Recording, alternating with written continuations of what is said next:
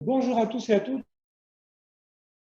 Responsable du centre de référence maladie neuromusculaire du site constitutif de Nantes et également en charge des maladies rares avec M. Ross Morduc sur le CHU de Nantes. Et je suis non pas assisté, mais avec fortement épaulé par l'équipe de Prior. Et donc, on a décidé de faire une réunion aujourd'hui, le 11 mai, juste un peu en amont de l'appel d'offres à venir pour les labellisations de centres de référence et centres de compétences maladies rares. Et à ce titre, l'objectif de la réunion d'aujourd'hui est de donner le plus possible d'informations, d'échanger, d'interagir, et puis de voir dans quelle mesure on peut porter au mieux les candidatures du CHU de Nantes. Alors, vous avez à l'écran,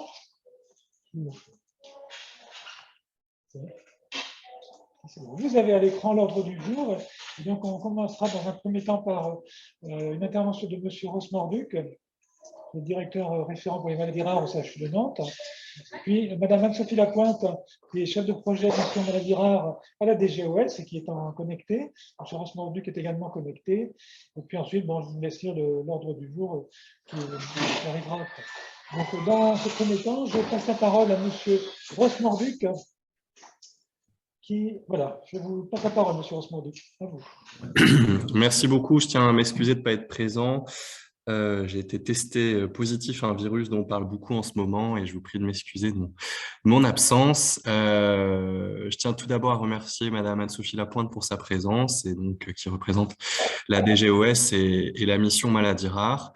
Je vais faire très court, mais dire qu'il y a un fort dynamisme, notamment en ce moment sur les maladies rares à Nantes, avec un vrai élan dans le cadre de ces campagnes, et on le voit au nombre de participants aujourd'hui.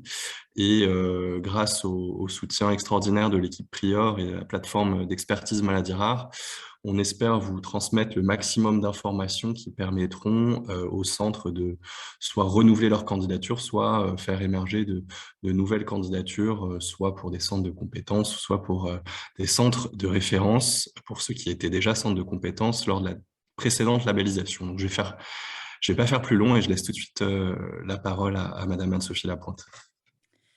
Bien, un grand merci en tous les cas de m'avoir invité, parce que pour moi, c'est extrêmement important d'intervenir dans ces réunions. On a depuis un an vraiment essayé d'être le plus possible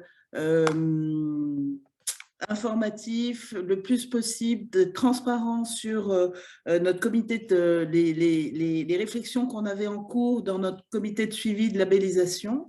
Et donc, je vais vous partager ma présentation de façon à pouvoir rentrer dans le vif du sujet.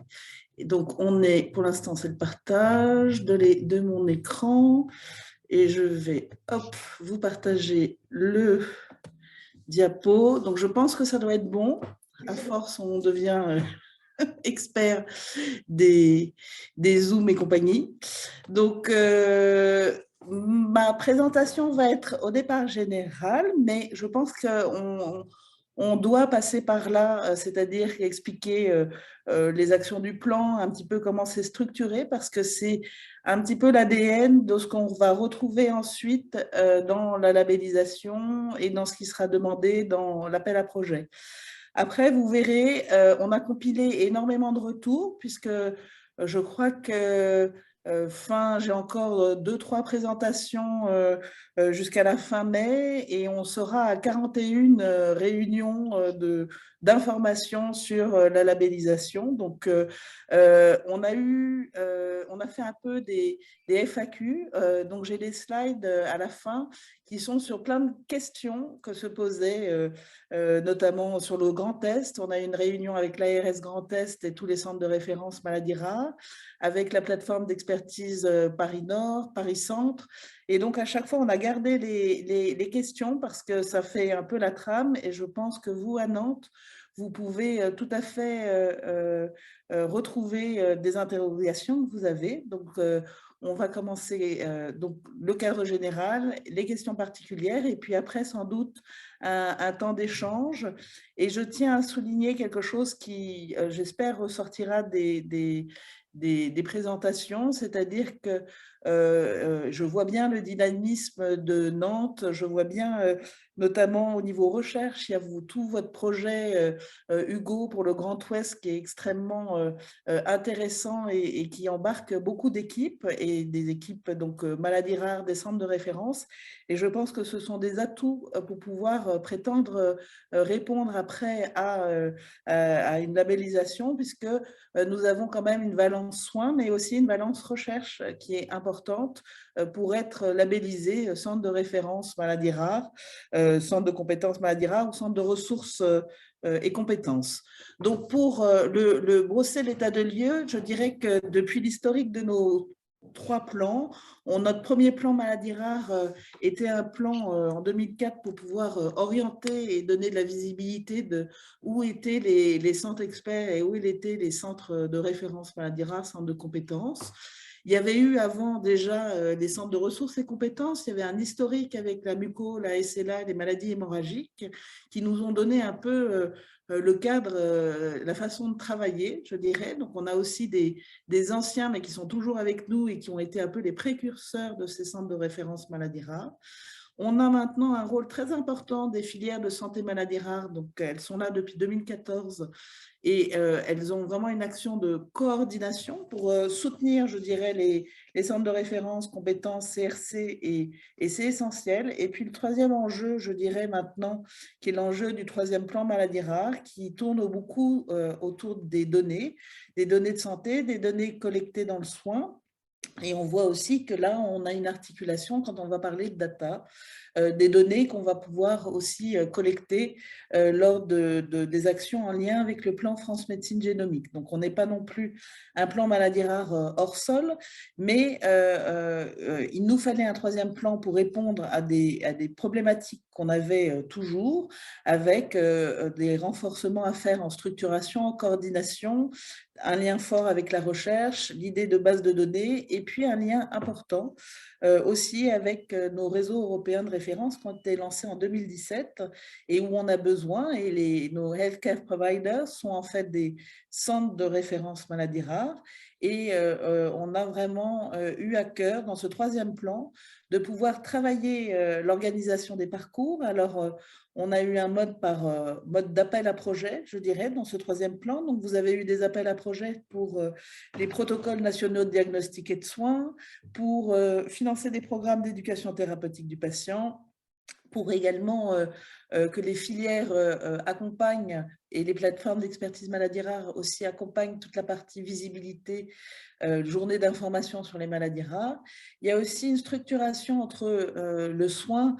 Il y a eu un effort dans les filières de santé maladies rares, mais les centres de référence avaient déjà cette habitude-là, mais de travailler étroitement avec aussi l'écosystème, avec les associations de patients maladies rares. Un nouveau venu maintenant qui sont les plateformes d'expertise maladies rares, et puis tout le travail aussi dans la formation initiale et continue des professionnels. Et puis on a un enjeu dans les maladies rares, et c'est très difficile de cliver, de dire le soin d'un côté, la recherche de l'autre. On a vraiment l'idée d'un lien très fort soins et recherche aussi. Donc c'est pour ça que ça fait partie des critères de labellisation également, avec tout ce qui est recherche, tout ce qui va être protocole de l'investigation clinique, le fait d'être PI, d'être investigateur, c'est également un point important. Donc, je vous remettrai les seuils un peu plus tard. Donc, le tableau, pour que vous ayez un peu une idée des gros chiffres, hein, je n'irai pas trop dans le détail, mais vous connaissez la réalité du terrain. Donc, il y a à peu près 50% des centres, un peu moins de 50% en Île-de-France et le reste des centres sont répartis sur tous les territoires, ce qui fait que d'année en année, je dirais, et entre chaque labellisation, on a de plus en plus un maillage qui se fait partout en France, ce qui est vraiment une politique, je dirais, soutenue, qu'on souhaite continuer à accompagner, qui pour nous est essentielle, de pouvoir avoir cette montée en charge. Et on voit que de plus en plus des centres de compétences maladies rares vont être en capacité aussi de pouvoir répondre en étant centre de référence constitutif. Et c'est une très bonne chose dans cet environnement, l'idée étant de donner une proximité à cette expertise et que ce soit au plus près de là où habite le malade, les aidants. Donc, des 24 réseaux européens de référence, sachant qu'on a un tiers de ces réseaux européens de référence qui sont coordonnés en France, et puis plus de 220 associations de personnes malades qui sont impliquées dans l'Alliance Maladies Rares, mais qui font aussi partie de nos groupes de travail qui ont permis la mise en place de nos appels à projets. Donc, de toutes les manières, vous aurez mes slides. Ça, c'est un petit pétale, notre marguerite à nous pour décrire les actions du plan. Vous avez en rouge en haut les pilotes, c'est-à-dire que la mission Maladies Rares, nous avons comme mission de travailler au déploiement des actions du PNMR3. Il y a 55 actions réparties sur 11 axes et nous avons en propre des actions. Les 2 tiers des actions sont pilotées vraiment à la mission Maladies Rares, avec ensuite des actions avec nos collègues de la DGS qui sont autour du dépistage néonatal, par exemple, autour de traitements, tout ce qui est médicaments également avec la DGS, des actions avec le MESRI, puisque c'est un plan interministériel, donc des actions en propre portées par la DGRI, par Avisan, INSERM, l'ITMO GGB, enfin c'est vraiment un acteur avec qui on travaille ensemble, puisque notre plan est coporté ensemble. On a ensuite des actions qui sont plus du côté de la mission Maladies Rares autour du parcours de soins, de cet accompagnement. Ensuite, des actions qui sont plus médico-sociales, d'inclusion, la scolarisation, permettre à des personnes avec handicap de pouvoir accéder au monde du travail. Tout ça, c'est porté avec la cohésion sociale, avec cette direction-là et aussi avec la CNSA, et je suis ravie de voir Prior et de voir l'équipe Relais Handicap Rare avec qui on travaille toujours étroitement.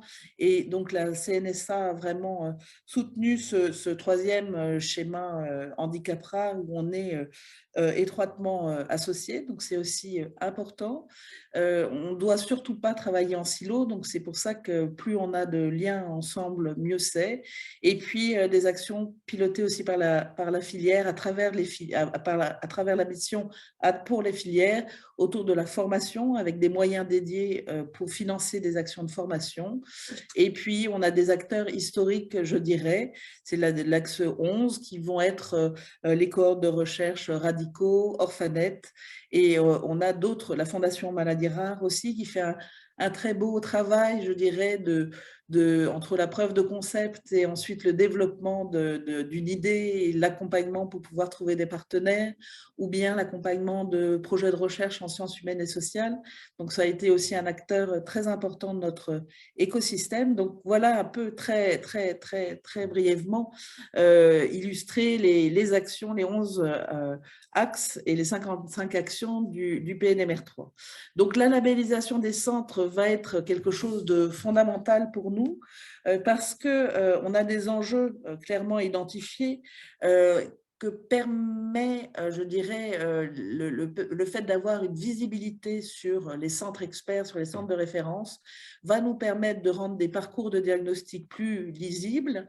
On a un gros travail, je pense, à faire encore en amont entre la ville et l'hôpital. C'est quelque chose de très important. C'est pour ça que le fait d'avoir la plateforme d'expertise maladies rares, c'est un nouvel acteur, mais qui, à mon avis, peut vraiment vraiment bien connaître l'écosystème du terrain pour pouvoir essayer de familiariser et sensibiliser des médecins traitants, des spécialistes de ville à la problématique des maladies rares pour pouvoir orienter, je dirais, plus rapidement, l'idée étant de réduire l'errance de diagnostic.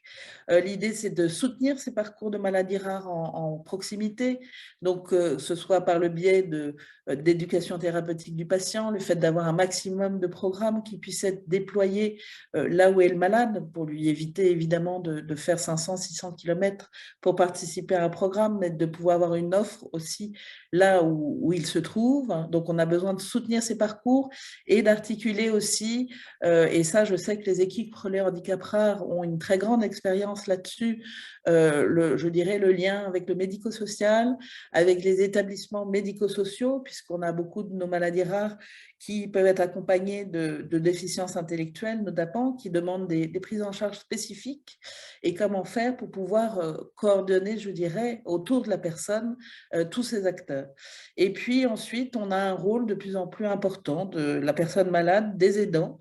Comment on fait pour accompagner leur autonomie, leur liberté de choix, de décision, le fait de pouvoir, grâce à une expertise renforcée des professionnels, que ces professionnels soient en capacité de pouvoir les accompagner dans leur choix en leur présentant des différentes options. Et l'idée, c'est vraiment aussi de pouvoir accompagner le choix de ces personnes malades et des aidants pour être acteurs de leur parcours de soins, de vie, mais aussi de recherche, avec de plus en plus d'actions, je dirais, de recherche participative qui apportent du qualitatif également dans la recherche pour les maladies rares.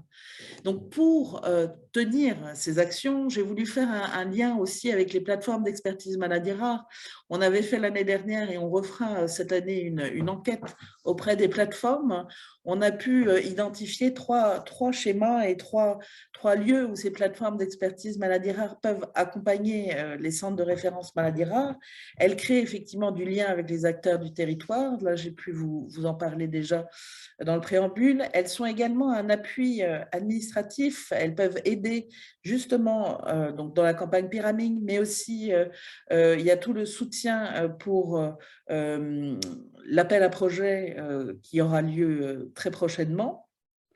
Elles ont également, elles peuvent faire des contrats de reversement aussi entre établissements. Il y a des conventions aussi qui peuvent se faire d'établissement à établissement. Et puis, c'est également, pour certaines ont une vision, une approche médico-sociale, ce qui est plus le cas, je dirais, de Prior et de l'expérience que vous avez dans votre territoire.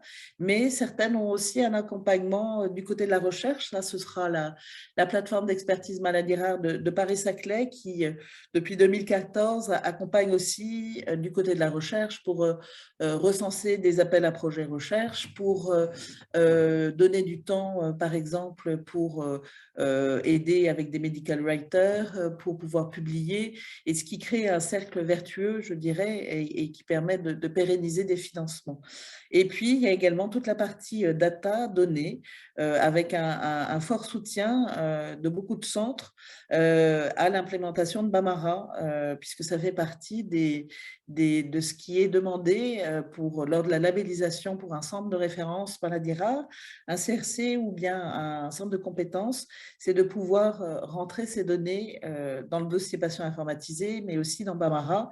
Et tout n'est pas encore complètement opérationnel, mais on a continué à financer et on suit de très près le fait que vous ayez au minimum de double saisie et le fait de vous pouvoir vraiment un jour avoir une vraie fiche maladie rare dans le dossier patient informatisé qui nourrisse Bamara et que vous n'ayez pas de double saisie. Donc ça, vraiment, les HTL ont déjà un outil qui est opérationnels, ce sont eux qui sont sans doute les plus aboutis, mais on pousse vraiment à ce qu'il y ait cette action et on suit ça de de très près pour vous faciliter au maximum, je dirais, le travail. Donc, pour que vous ayez un peu une vision de ce maillage qu'on a tenu à vraiment accompagner, on a donc 19 maintenant plateformes d'expertise maladies rares, 4 qui sont positionnées en Outre-mer également.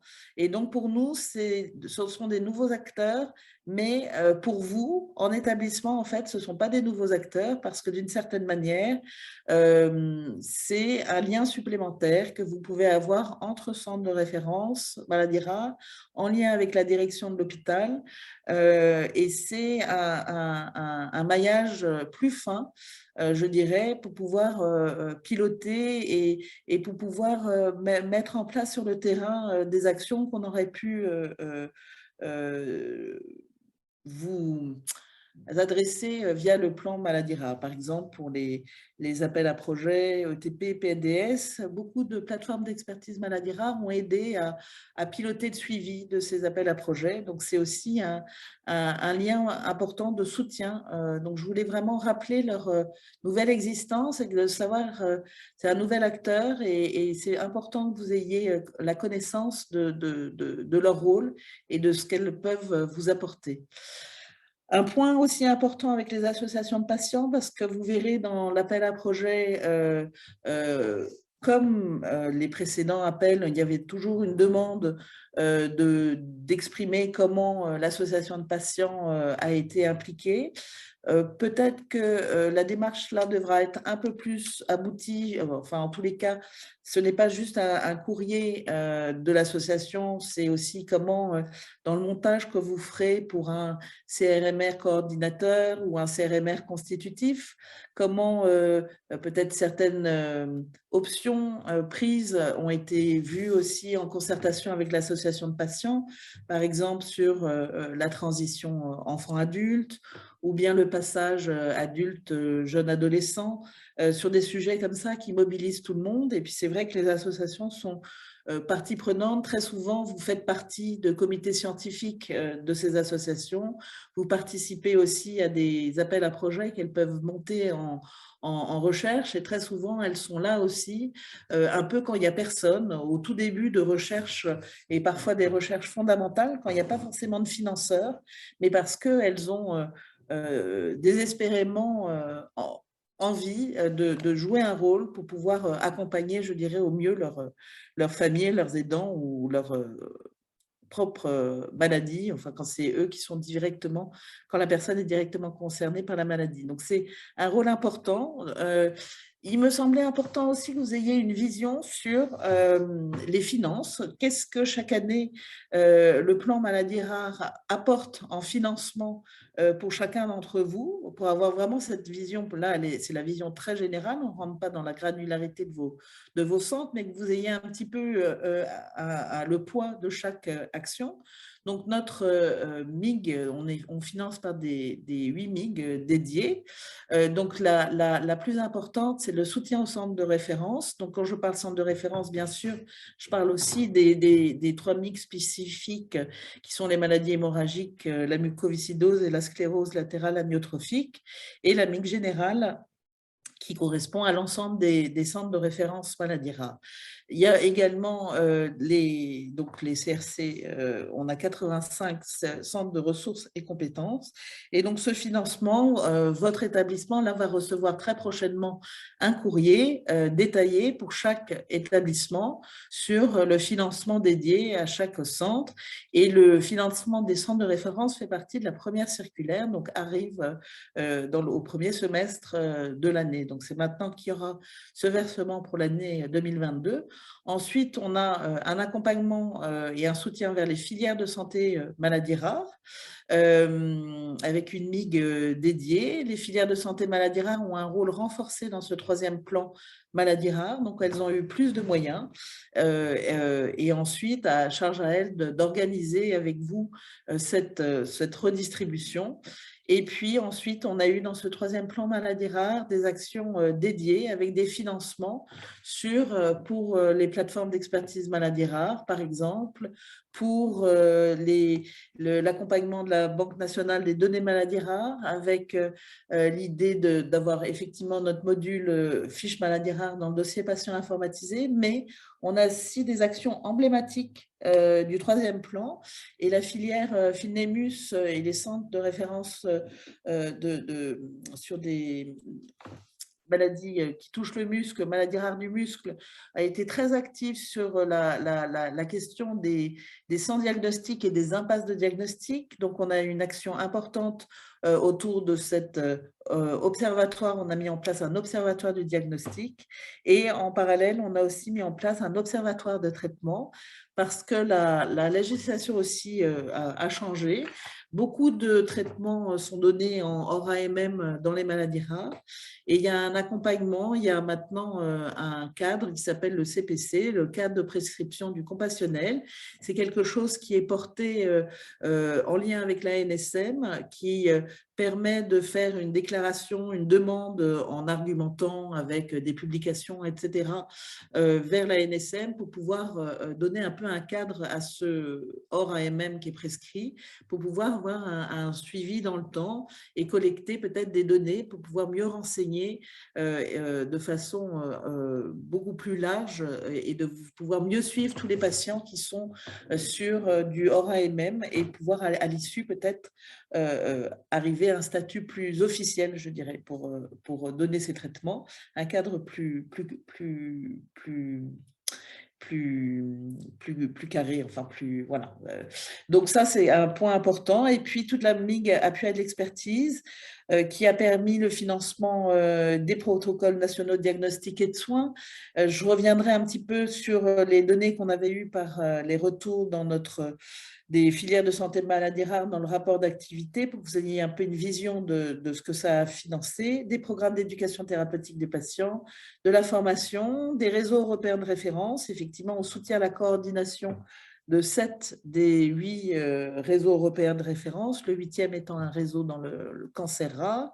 Et puis, un outil de RCP. L'ensemble des filières se sont dotées de 3 outils distincts pour pouvoir faire des réunions de concertation pluridisciplinaires, et vous avez sans doute accès à ces outils qui sont très importants. Donc, juste des petits chiffres qu'on a pu collecter auprès de nos filières dans les soutiens aux actions par rapport aux appels à projets. Pour un exemple, pour l'appel à projet de 2020, pour l'éducation thérapeutique du patient, on a eu près d'une centaine de projets d'éducation thérapeutique du patient, dont 70% correspondaient à de nouveaux projets, 20% à une actualisation, et un petit peu moins sur un déploiement de projets entre régions. On a également eu des filières qui ont été très actives sur le nombre de protocoles nationaux de diagnostic et de soins acceptés. Plusieurs filières, 3 filières ont porté 8 protocoles nationaux de diagnostic et de soins, l'une 14 protocoles, et même une autre 20 PNDS. Donc ça a permis un bond en avant, je dirais, d'une lisibilité sur ces parcours. Et puis il y a tout un travail collégial de guidelines et de bonnes pratiques entamées entre les centres de référence. Donc c'est vraiment une très bonne dynamique. Donc, on est resté vraiment là-dessus. Et puis, les filières de santé maladies rares, sur la partie formation, ont développé en lien avec les centres de référence, alors plus classiquement, je dirais, des DU et des DIU, pour 16 filières de santé maladies rares, mais on a eu et le confinement a fait qu'il y a eu un développement de tout ce qui va être vidéo, e-learning, webinar.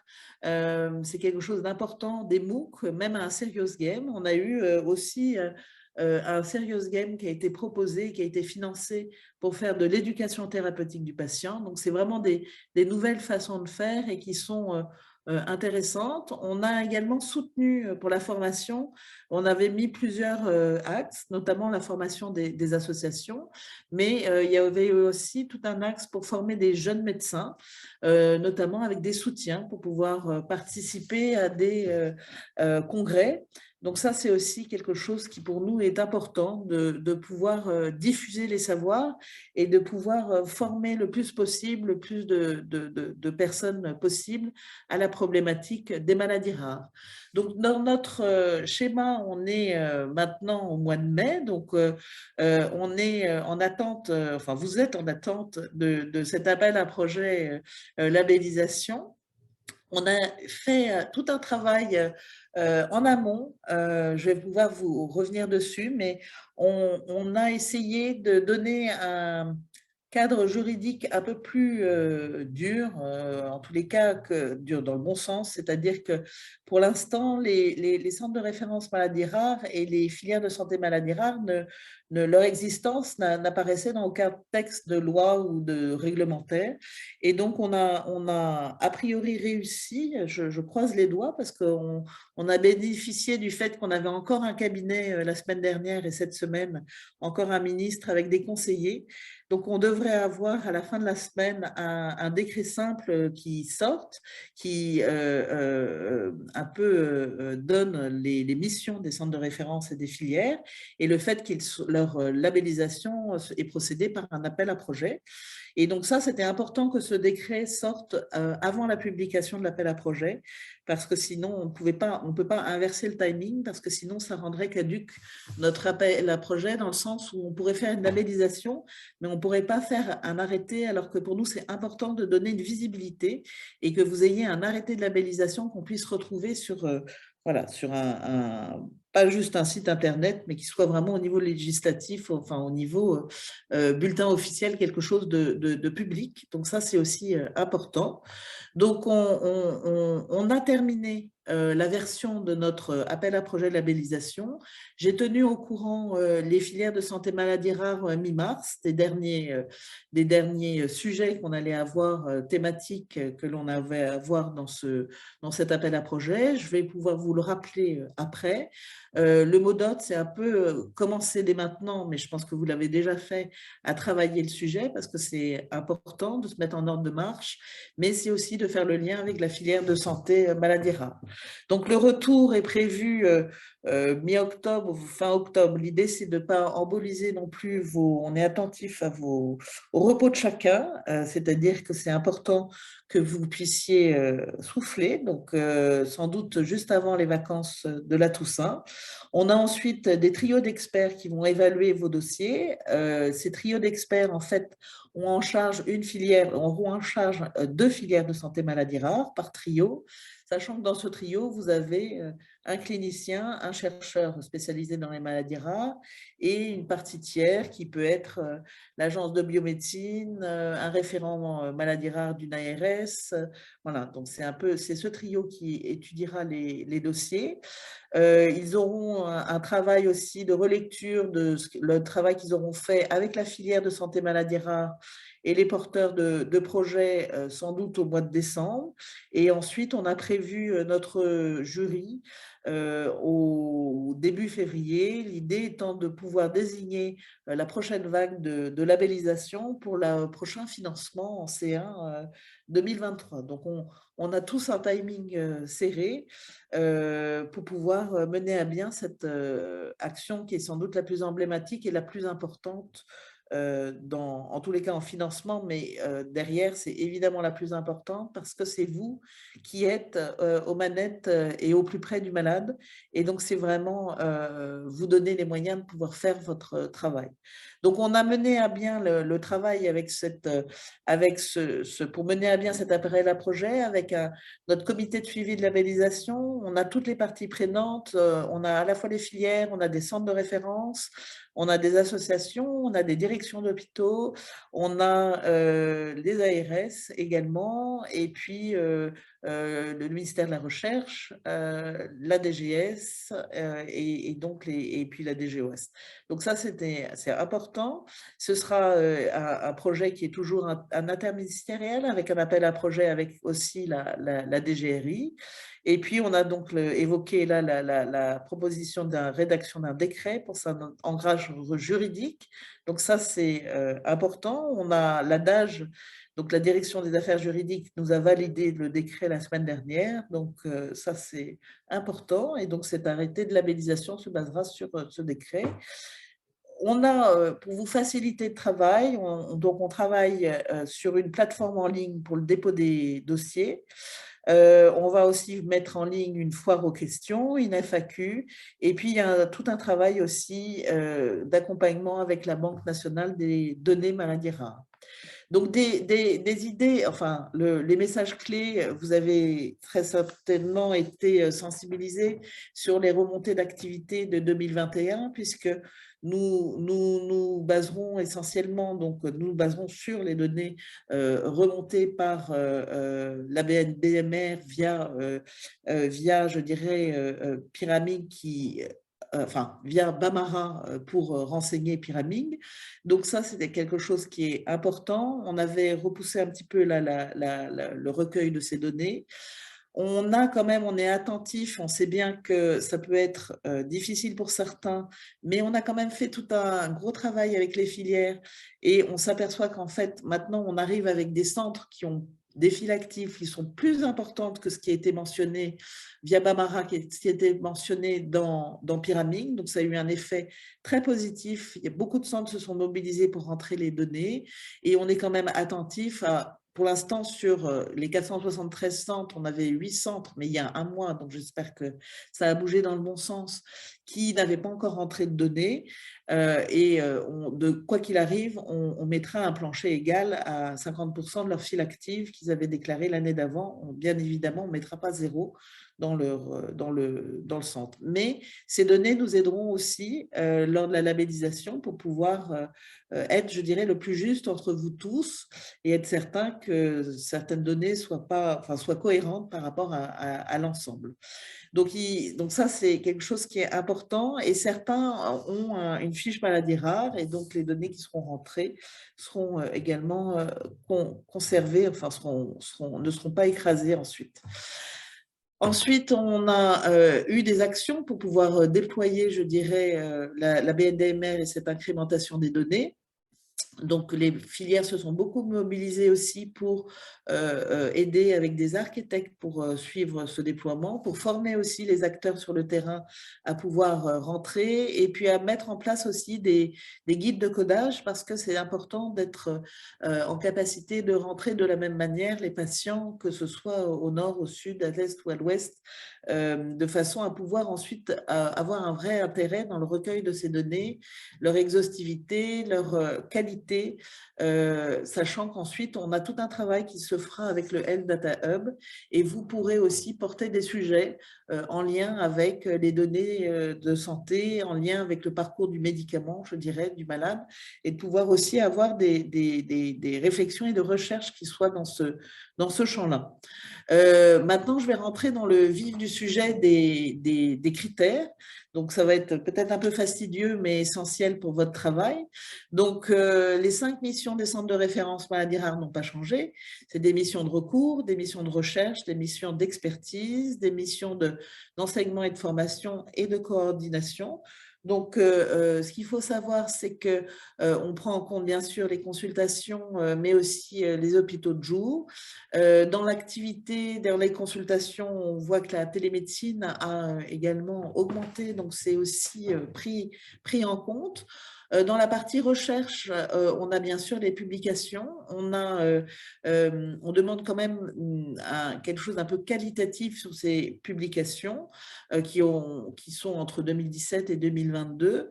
Donc, on demande à ce qu'un CRMR coordonnateur puisse comptabiliser au moins 3 publications avec un membre de l'équipe en premier ou dernier auteur.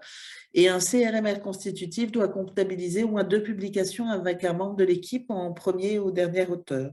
Ensuite, pour l'expertise, ça va être valoriser toutes vos actions autour des protocoles nationaux de diagnostic et de soins, le fait de participer à des groupes de travail européens, internationaux, le fait de rentrer les données dans la BNDMR, dans Bambara, fait partie de ce volet expertise. Dans la mission d'enseignement et de formation, on a rajouté également tout ce qui va être publication de livres aussi. Ça nous a paru intéressant. C'est quelque chose qui vous mobilise beaucoup, qui participe à la formation des étudiants et qui est important. Donc, ce sera aussi un atout. Et puis, la coordination, c'est vraiment comment un CRMR coordonnateur met en place son réseau, s'organise avec ces centres constitutifs, comment la dynamique se fait, avec parfois peut-être une stratégie un peu en mode projet, en suivant par exemple la transition enfant adulte ou le vieillissement ou la grossesse, enfin des sujets un peu emblématiques qui peuvent se réfléchir à plusieurs et notamment avec le maillage des centres. Donc, chaque CRMR maintenant a une filière de santé maladies rares de rattachement. L'avis de cette filière est indispensable dans le dossier. On demande à ce qu'il soit un peu argumenté. Les filières de santé maladies rares sont au courant. Elles doivent pouvoir expliquer pourquoi cette structuration est pertinente entre le CRMR avec ses constitutifs et ses compétences, et de la même manière CRMR avec les CRC.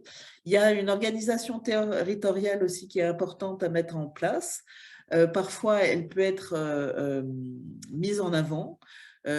Normalement, on a un CRMR coordonnateur national et des constitutifs, mais en fonction de l'ampleur du nombre de maladies pris en compte dans le CRMR, du nombre de patients, par exemple pour la filière Andirare ou Finemus, vous aurez là pour le coup une organisation qui sera territoriale et qui ne sera pas nationale, avec des coordinations qui sont plus au niveau d'un territoire, et ensuite les constitutifs autour et les compétences. Donc c'est aussi une option.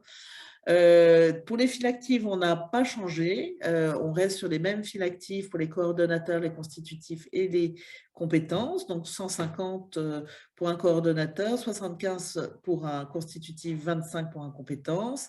Et les consultations ou hôpital de jour sont de 300 pour un coordonnateur, 150 pour un constitutif.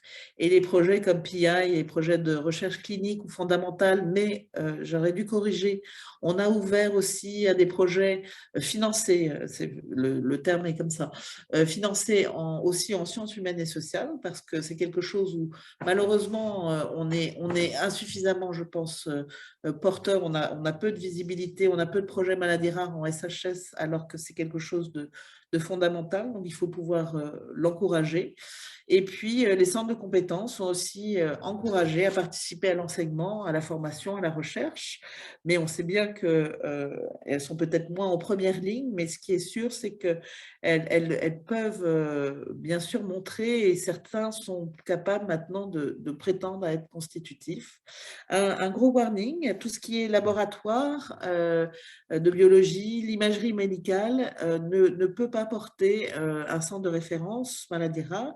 Ils peuvent être associés au centre de référence maladies rares, mais le coordonnateur du centre de référence maladies rares doit être un clinicien et voir des malades. Voilà.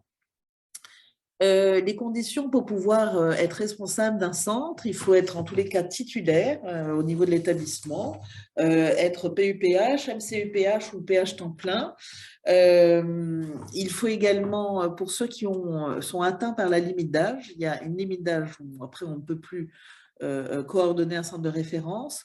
On a mis une petite, et dans le recueil des données, dans les annexes, il y aura pour ceux qui vont qui souhaitent quand même faire un tuilage parce qu'ils sont atteints par la limite d'âge au milieu, je dirais, de la labellisation. On peut avoir quelques exceptions, donc accepter cette candidature.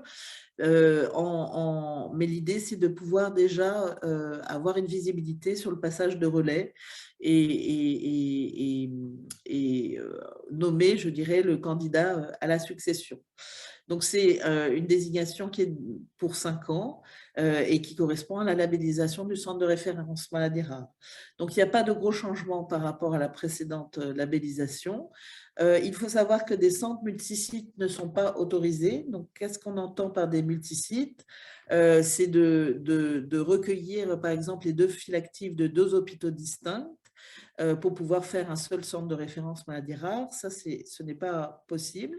Il peut y avoir 2 centres labellisés sur les 2 hôpitaux distincts, ou bien avoir une convention de reversement entre un hôpital vers un autre hôpital, ou avoir en revanche des pratiques avancées, c'est-à-dire que vous pouvez avoir un médecin d'un hôpital A qui va faire des consultations dans l'hôpital B, et les consultations qu'il aura fait en consultation avancée dans l'hôpital B seront versées dans son activité de centre de référence de l'hôpital A. Ça, c'est quelque chose qui est possible, tout le monde ne le sait pas forcément, et ça permet d'avoir, je dirais, une mobilité du médecin qui va aller voir sur des consultations groupées des patients plus loin, mais qui, eux, évitent aux patients d'avoir à faire des grandes distances pour aller vers le site coordonnateur. On a des exemples comme ça entre Marseille et la Corse, et c'est tout à fait à encourager, je dirais, comme modèle.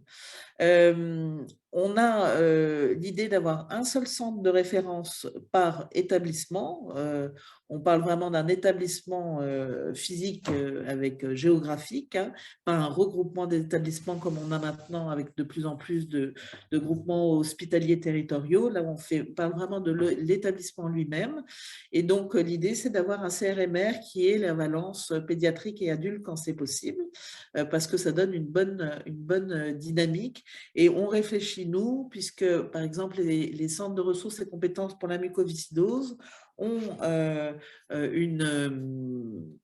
un coefficient multiplicateur pour pouvoir accompagner le fait qu'il soit à la fois pédiatrique et adulte.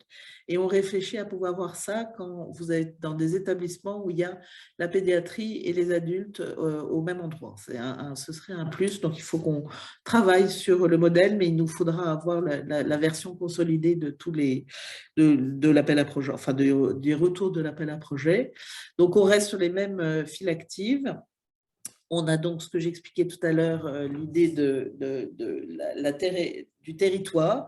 Il peut être intéressant d'avoir, et là je pense qu'il y a une certaine bienveillance dans la relecture des dossiers quand, par exemple, quand vous avez des centres qui sont sur des zones un peu isolées ou quand vous avez un lien avec l'outre-mer important, il peut être important de soutenir un centre sur des territoires ultramarins. Donc, c'est un point qui est important aussi pour soutenir les zones isolées. Donc, ça, c'est le comité de suivi de labellisation qui avait noté ça en juin l'année dernière. Dans le pourquoi on ne peut pas faire de regroupements territoriaux, c'est également pour des questions de traitement des données aussi. C'est un financement par établissement, c'est aussi la reconnaissance d'une expertise qui correspond à la file active. Si vous regroupez plusieurs établissements, en fait, c'est plusieurs expertises, mais qui ne sont pas forcément sur le nombre requis, c'est-à-dire que c'est l'idée d'avoir un centre de référence qui a vraiment la meilleure expertise en termes de file active, de points SIGAP, etc.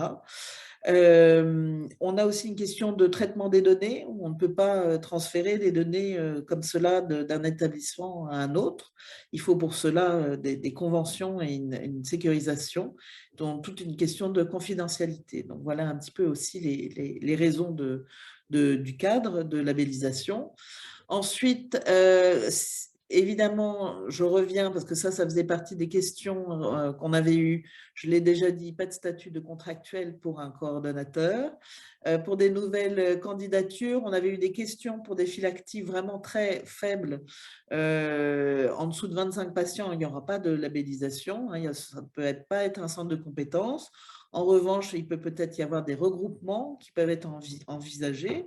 On avait eu le cas pour le syndrome d'Ondine, qui est devenu après un centre de référence constitutif pour des maladies respiratoires rares, embarquant d'autres pathologies. Donc, c'est important. Et parfois, en fonction de la prévalence de la maladie, on peut avoir des seuils un petit peu plus bas parce que le centre est vraiment réputé comme étant l'expert national, je dirais, mais parce que la prévalence est extrêmement faible et donc on doit aussi prendre en compte cela. Donc les chiffres sont des chiffres évidemment importants de seuil, etc.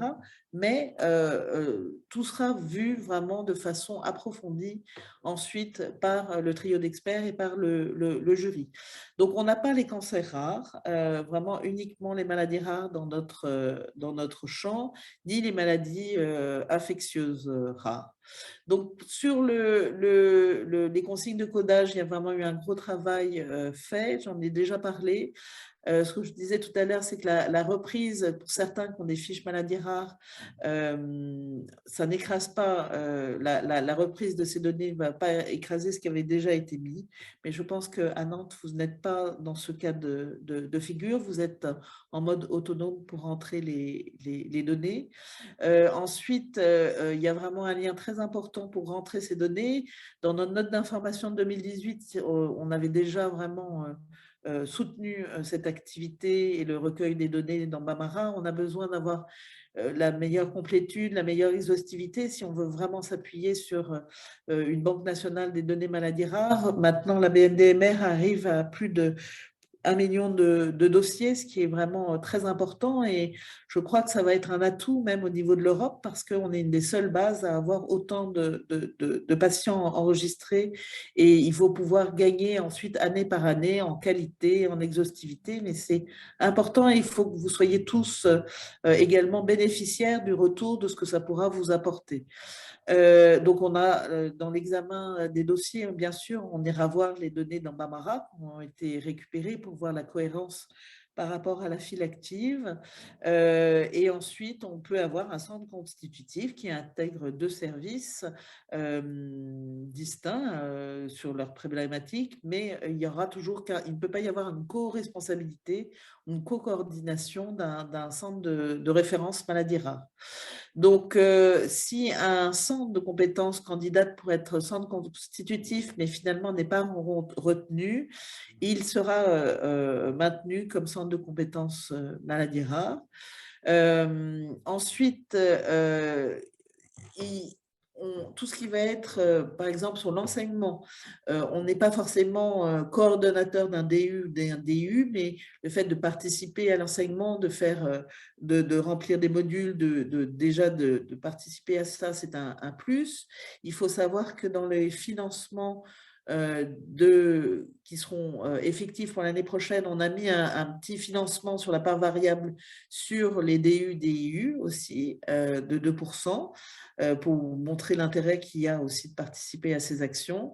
Et puis, le fait de participer, coordonner un PNDS ou monter un ETP, c'est quelque chose qui fait qu'un dossier est renforcé, mais n'est pas excluant. C'est-à-dire qu'on peut très bien comprendre que les 473 centres de référence maladies rares n'ont pas chacun porté un PNDS ou chacun porté un programme d'éducation thérapeutique du patient. Ils ont pu être associés et c'est cette implication qu'on souhaite pouvoir être apparente dans le retour des dossiers. Et puis, tout le travail de la coordination, ça c'est vraiment le CRMA coordinateur, comment il met en place cette animation de réseau avec ces centres constitutifs. Et il y a un lien important quand même à faire avec l'établissement, et donc je suis ravie là de voir que l'établissement est bien présent. C'est important, on a renforcé ce volet-là aussi.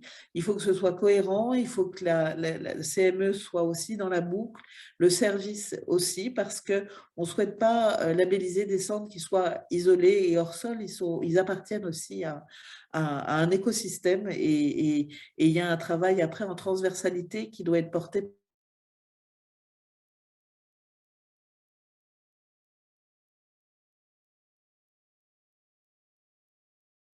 par l'établissement et qui est important aussi maladies rares, des plateformes d'expertise maladies rares.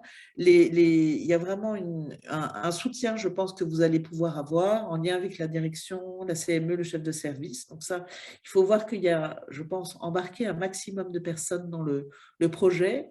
Pour optimiser le financement des activités, donc les questions qu'on avait eues via l'ARS Grand Est, la question était sur les consultations longues et complexes. C'est quelque chose qui est un peu le serpent de mer, tourné de maladies rares. Dans le dossier, en fait, on a mis en valeur la gradation des actes. C'est quelque chose qui est récent, qui date de l'année dernière. Certains établissements sont en train de la mettre en place et les maladies rares rentrent bien dans ce champ puisque c'est l'idée d'avoir les maladies rares étant multisystémiques dans une même consultation. C'est un peu les anciennes CMD, consultations multidisciplinaires. On peut avoir plusieurs acteurs, plusieurs professionnels, dont une séance de TP d'ailleurs, et c'est valorisé comme un demi-hôpital de jour. Donc là, ça donne une très forte valorisation à la consultation et je pense que c'est un atout pour l'hôpital et ça ne peut que renforcer, je dirais, le lien entre l'établissement et le soutien qu'il peut avoir pour son centre de référence maladies rares. Donc, pour orienter par rapport aux médecins traitants, comment on organise. Alors, il y a des nouveaux acteurs et je pense que Prior, on a la chance d'avoir l'équipe Relais Handicap Rare, Prior, et eux savent très très bien que ces nouveaux acteurs, puisqu'on a des dispositifs d'appui à la coordination qui se mettent en place, qui vont faire le lien, justement, pouvoir faire le lien entre la ville et l'hôpital sur des situations complexes qui seront en fait des situations maladies rares et pour pouvoir adresser plus rapidement au centre de référence. Donc ça, c'est quelque chose qui est intéressant de voir ce travail. Et puis, on a également un lien qui peut se faire entre le CHU et puis des centres hospitaliers qui sont plus éloignés. Et c'est là où je parlais des consultations avancées. On a aussi des liens avec des RCP, sachant que le centre de référence est valorisé dans son activité pour des RCP qu'il a organisé notamment sur son territoire, où il peut embarquer le médecin traitant du patient. Donc, c'est quelque chose aussi qui est intéressant à déployer comme action. Et puis, l'ARS, en fait, nous, les ARS ne sont pas décisionnaires, mais elles étaient dans nos groupes de travail, elles feront partie du jury. C'est beaucoup plus des projets qui sont, cet appel à projet, qui sont instruits au niveau de l'établissement, en lien avec la plateforme, en lien avec la filière de santé maladies rares. Et l'idée du maillage, c'est qu'effectivement, les ARS, c'est d'avoir des atouts au niveau des territoires et qu'on puisse avoir le meilleur maillage possible. Cet appel à projet n'est pas encore ouvert, mais on souhaite l'ouvrir le plus vite possible, donc entre fin mai et début juin. Mais en revanche, nous, il est consolidé. On a vraiment la version consolidée. Donc, je pense que nous allons assez rapidement, après avoir eu validation de notre direction, on pourra l'envoyer, je dirais, de façon informelle via les filières de santé maladies rares qui pourront vous les répercuter pour pouvoir déjà vous donner l'élément final avant qu'il soit officiellement diffusé. Et puis, ne pas hésiter à travailler aussi avec Orphanet, Maladies Rares, Infoservice, quand vous avez à mettre des liens, à voir comment travailler avec les associations de patients. C'est également aussi, les filières de santé maladies rares se sont beaucoup rapprochées des associations. Parfois, vous n'avez pas forcément la connaissance de l'association. Ça peut permettre de faire du lien aussi vers des nouvelles associations. Et puis, l'établissement peut aider, donc je l'ai dit avec la plateforme d'expertise maladies rares, là c'est un peu une redite de ce que je viens de vous dire, mais on demande vraiment une implication de tous et c'est ça qui est important. Est-ce qu'il y aura une augmentation du nombre de centres labellisés? On n'a pas du tout de visibilité, on sent une dynamique très forte quand même et je vous remercie pour cette action. L'idée étant que pour l'instant notre enveloppe elle est fermée et donc il y a une part fixe et une part variable. Si on a 10%, 15% de centres en plus, ils auront tous la même part fixe et ensuite ils auront une part variable un peu plus réduite. Mais nous, c'est ensuite notre mission, la mission maladies rares, de pouvoir aller retourner ensuite vers notre direction et qu'en vue des résultats de la labellisation, de pouvoir aller négocier, je dirais, une augmentation de l'enveloppe pour pouvoir vraiment vous accompagner. Mais l'idée, c'est vraiment de se dire, si les gens sont en capacité, si les gens peuvent être centres de référence constitutifs alors qu'ils étaient centres de compétences avant, il y a tout intérêt à les aider à pouvoir remplir l'appel à projet. Il faut que ce soit quand même fait en lien avec la filière de santé maladie rare, mais les filières sont bien au courant et vous êtes vraiment très en lien tous avec vos filières de santé maladie rare. C'est un lien étroit à faire entre l'établissement et la filière.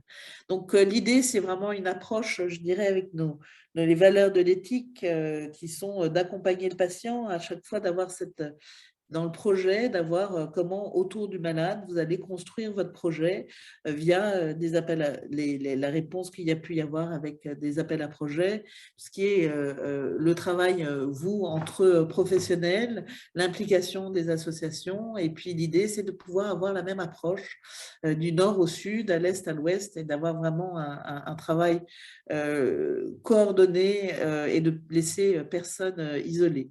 Et je finis juste avec des pistes, mais parce que ça peut colorer aussi un peu votre retour de centre de référence maladie rare. On a des enjeux majeurs pour, on espère, un prochain PNMR 4 qui pourrait être annoncé cette année et pour pouvoir être lancé, je dirais, dans 2 ans à l'issue de la fin du PNMR 3.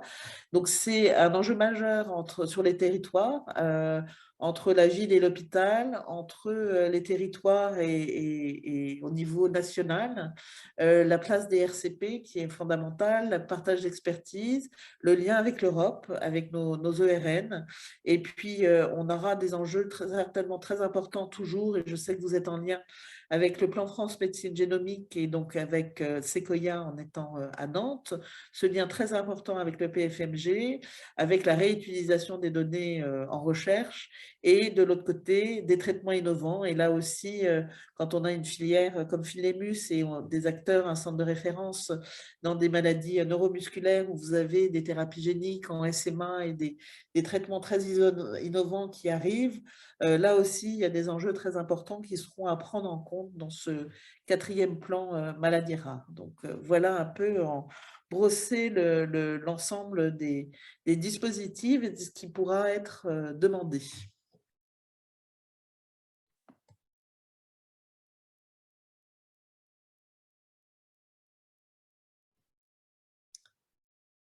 Je ne sais pas si vous m'entendez. Oui, Sophie, vous m'entendez? Merci, oui. J'étais inquiète, je n'entendais plus personne. Le micro fermé. Alors, un très, très grand merci, un immense merci, parce que vraiment, là, vous avez tout dit, presque, certainement, mais presque tout, je pense. Hein, parce que vraiment, c'est très exhaustif, très clair et extrêmement aidant. Enfin, à titre personnel, je trouve ça vraiment très, très bien et je vous remercie vraiment beaucoup de la façon dont vous avez abordé les choses et présenté l'ensemble des contraintes et des tâches qu'on va avoir à faire. Enfin, vraiment, c'était très bien. J'espère bien que vous il peut y avoir encore des questions. Hein. Je vois qu'il y a une question sur Bamara. Il y a une question sur le chat et puis on va avoir peut-être des questions sur la salle. Alors, question dans la salle. Je vais peut-être répondre juste pour la question qui est dans le chat, qui est sur l'information. Évidemment, pour moi, c'est donc une information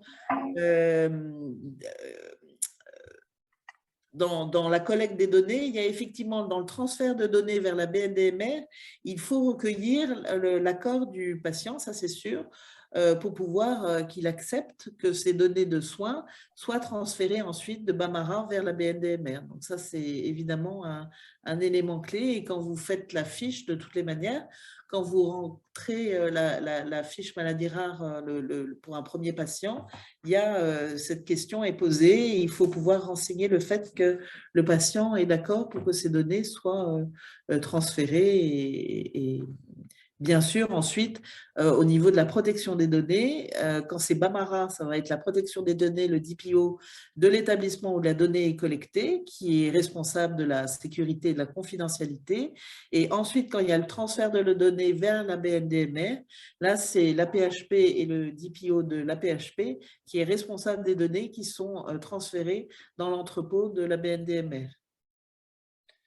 Alors, en complément de la question qui était posée, parce que c'est quelque chose qu'on avait discuté ensemble lors d'un précédent COPIL sur les NDMR, c'était le fait que ça reprend à nouveau du temps dans les consultations, que pour beaucoup de ces patients maladies rares aussi, on n'arrête pas de leur faire signer des consentements chaque fois qu'on fait les tests génétiques, donc il y a un caractère, c'est pas de la redondance, mais malgré tout. Et donc, l'idée de pouvoir donner mettre une information au patient quand il est en salle d'attente, c'est quelque chose qui est parfaitement recevable et qu'on considère comme avéré après, comme information fournie. Oui, mais je pense que pour la donnée de recherche, il est bon d'avoir quelque chose d'un petit peu plus formalisé. Voilà. Je crois que la BNDMR travaille aussi à pouvoir donner un cadre peut-être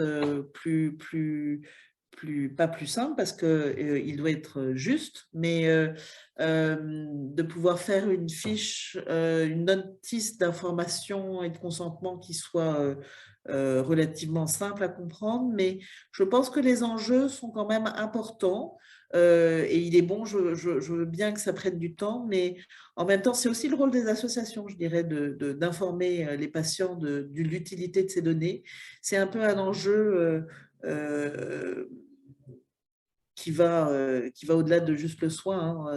Dans nos maladies rares, on a tellement peu d'informations sur l'histoire naturelle, sur où sont les malades, etc., que je pense que c'est bon que le patient soit au courant aussi. Donc, prendre le temps de lui expliquer ça n'est pas, pour moi, de la perte de temps. C'est aussi, ça fait partie de l'information à lui donner sur sa maladie et sur des opportunités. Et d'une certaine manière, pour le patient, c'est un côté un peu rassurant de se dire que sa donnée va peut-être contribuer à quelque chose de plus large, plus important et d'utile, et de faire avancer les connaissances.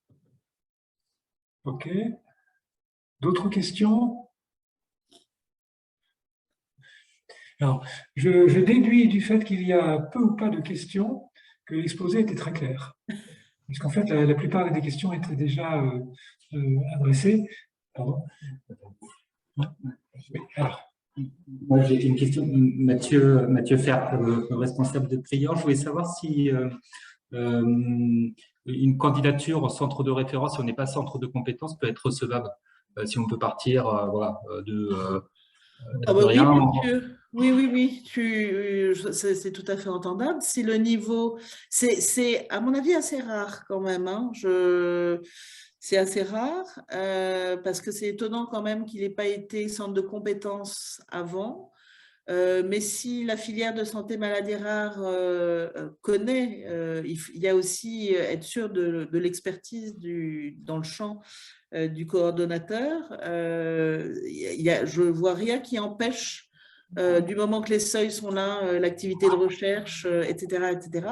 Je ne vois pas pourquoi. La seule chose qui sera un peu, c'est même pas bloquant, mais en fait, là, pour le coup, les données, il faudra quand même être très honnête. Hein, il ne faut pas avoir de la sur-déclaration, parce que là, pour le coup, les données, elles seront que déclaratives. On ne les aura pas via Bambara, puisque comme il n'aura pas été centre de compétences, il n'y aura pas eu de données renseignées. Donc, il y a juste un petit point d'attention à être certain que les données soient vraiment bien justes. OK. Question en complément. Est-ce qu'une structure privée peut candidater pour être centre de compétences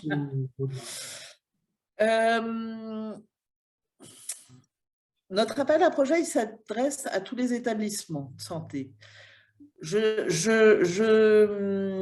Certaines filières, plutôt des filières chirurgicales, je dirais, ont déjà des centres de compétences qui sont dans des cliniques privées. C'est quelque chose où on a un petit warning, dans le sens où on ne souhaite pas qu'il y ait une fuite d'une certaine manière dans le privé de tout ce qui peut être rentable au niveau maladies rares et qu'à l'hôpital au CHU, on se retrouve qu'avec l'activité qui est coûteuse, qui prend du temps, et je trouve qu'il y a un petit risque. De toutes les manières, je pense qu'il y a des critères qui font que dans le privé, il y a des champs qui seront peut-être plus difficiles pour eux pour pouvoir en tous les cas être constitutifs. C'est toute la partie, alors la partie de recherche, on a de plus en plus de cliniques privées qui peuvent faire de la recherche, on voit qu'il y a des choses qui vont dans ce sens-là. En revanche, on a quand même la partie universitaire qui est importante et qui pour nous est un enjeu majeur de nos maladies rares, c'est-à-dire de comment on transmet cette expertise maladies rares à des externes, à des internes, aux futurs médecins qui seront ensuite en charge de prendre une coordination. Et donc, le fait d'avoir de l'enseignement en formation continue pour les médecins, et ça, on ne va pas le retrouver en clinique privée, c'est quand même quelque chose de très important dans le volet expertise. Okay. Vincent Probst. Oui. Bonjour. Bonjour Vincent.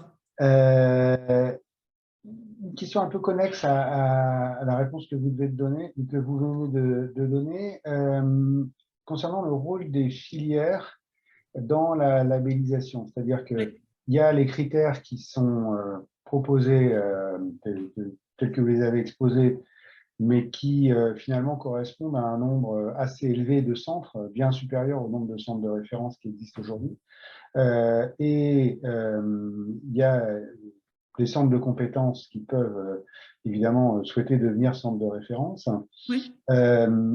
Par contre, nous, quand on a discuté dans la filière dans laquelle je suis, il y avait quand même la notion de participation à l'activité de la filière au travers l'ensemble des missions de la filière que vous avez détaillées, qui nous semblait être un élément important dans la désignation des centres de référence, puisque un centre de référence, il ne fait pas que travailler dans son coin, il doit travailler à l'amélioration globale de la filière. Oui, je suis tout à fait d'accord. Est-ce que ça, dans quelle mesure c'est pris en considération dans l'argumentation que vont donner, on peut nous toujours argumenter au sein d'une filière, mais comment c'est pris en compte, on va dire, dans le dossier sur l'évaluation globale, quoi.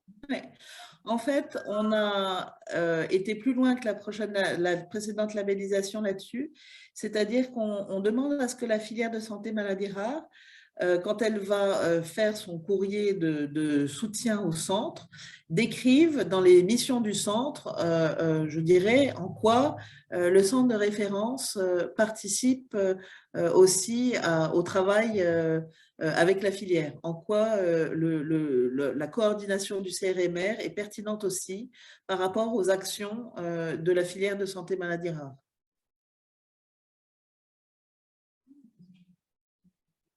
Donc, c'est dans ce sens-là, et on pourra le rappeler au COPIL des filières le 7 juin, on demande effectivement quelque chose de plus structuré pour vraiment mettre en valeur le centre de référence et sa candidature.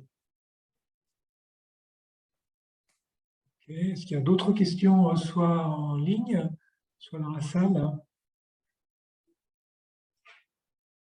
Moi, je voulais souligner un point qu'on retient, qui est surtout important à retenir ici, qui est le deadline, c'est-à-dire qu'on part sur un appel d'offres qui va être très prochainement publié et un deadline qui sera autour de la Toussaint. C'est bien ça? C'est ça. Ouais, d'accord. Et puis le deuxième élément aussi qui est critique pour beaucoup, c'est le côté enveloppe fermée. Et donc, les enjeux par rapport à des labellisations supplémentaires de sites constitutifs qui pourraient retentir sur les montants alloués aux différents sites constitutifs et centres coordonnateurs. Oui, c'est pour ça que Yann, on s'engage, nous, après, et j'en ai déjà parlé avec ma sous-directrice, qui est une économiste et qui est très...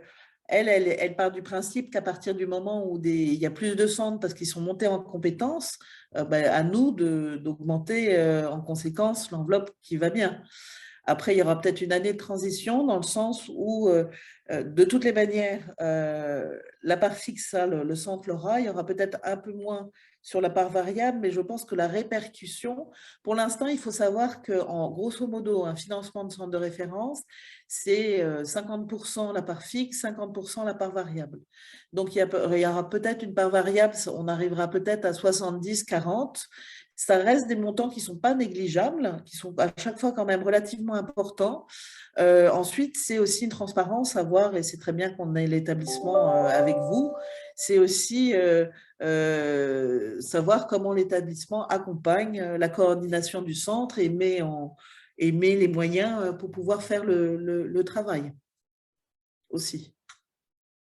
Et souvent, les établissements sont plus sensibles à la part fixe, je dirais, puisque la part variable, même si chaque année elle est donnée, mais pour un établissement, c'est moins sûr qu'une part fixe. On a une question dans la salle. Yann? Et ça va remonter bien la direction avant de repartir la DGOS. Donc, finalement, c'est avant la prochaine qu'on va avoir rempli tout ça. Je n'entends pas. Alors, la question était, est-ce que le dossier doit remonter à la direction avant de repartir à la DGOS? Mais à la limite, si je réponds sur l'expérience passée, la réponse était non. C'est-à-dire que ça doit remonter aux filières et ensuite la DGOS. Non. C'est l'établissement qui dépose les dossiers. Hein. C'est l'établissement qui dépose le dossier? Ah oui. Oui, c'est chaque établissement qui dépose des dossiers, mais c'est la filière qui construit, qui travaille étroitement. Mais c'est un projet sur l'établissement. Il y avait une marche au niveau de l'établissement. Ouais. Mais il y avait aussi une remontée filière avant qui nécessitait d'avoir rempli le dossier du coup encore en amont. D'accord, oui. En tous les cas, nous, la dernière fois, c'était vraiment les établissements qui avaient envoyé les dossiers. Parfois, ça se faisait par clé USB, etc. Mais ce qui est sûr, c'est qu'il faut que la filière de santé maladie rare, avant, ait pu valider tous les projets, hein, puisqu'elle donne un courrier à chaque centre de référence et constitutif. Yann, On parle bien de l'établissement des sites constitutifs, hein, pas de l'établissement du centre coordonnateur. Non, c'est l'établissement du coordonnateur qui met tout à fait.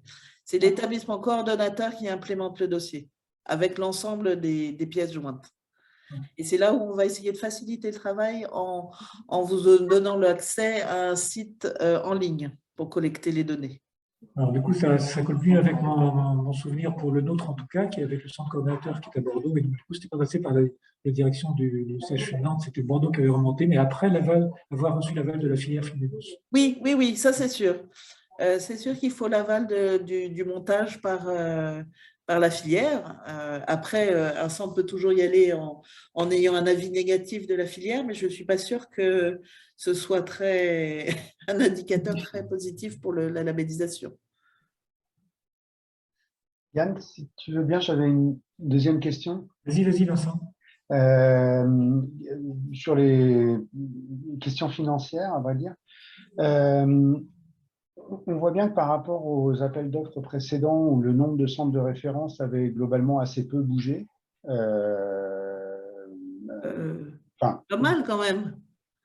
Il y avait des entre 131 et 473, il y a eu un boom quand même.